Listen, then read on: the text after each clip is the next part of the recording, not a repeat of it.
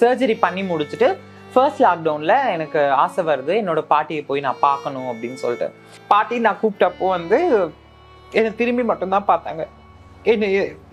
என்னை வந்து பேர் சொல்லி கூட கூப்பிடல. நான் இத்தனை வருஷம் நான் வேஸ்ட் பண்ணிட்டணும் அப்படின்னு தான் நான் ரியலைஸ் பண்ணேன்.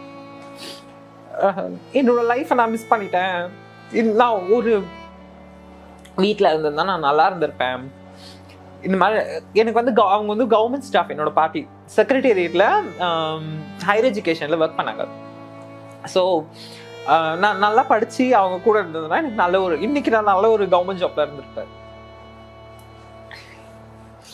அவங்கள போய் நான் கூப்பிடுறேன். என்னை பார்த்துட்டு பேசக்கூட இல்லை, அவங்களுக்கு வாய் வருது, அதனால பேச முடியல. என்னை பார்த்துட்டு போயிட்டு அழுகுறாங்க.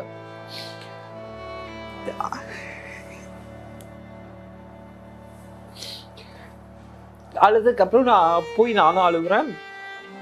அப்புறம் அப்போதான் அவங்க வந்து அவ்வளோ நேரம் நான் போறதுக்கு முன்னாடி அவங்களுக்கு எந்த இதுவுமே இல்லை, ரியாக்ஷன் எதுவுமே இல்லை. ஆனா நான் போனதுக்கு அப்புறம் என் குரலை கேட்டோன்னே அவங்களுக்கு ஒரு சந்தோஷம், சிரிச்சாங்க, அழுதாங்க, எல்லா விஷயமும் பண்ணாங்க. அப்போதான் அவங்களோட அந்த மரண படுக்கையில தான் நான் ரியலைஸ் பண்ணேன், ஐயோ நம்ம வந்து தப்பு பண்ணிட்டோமோ,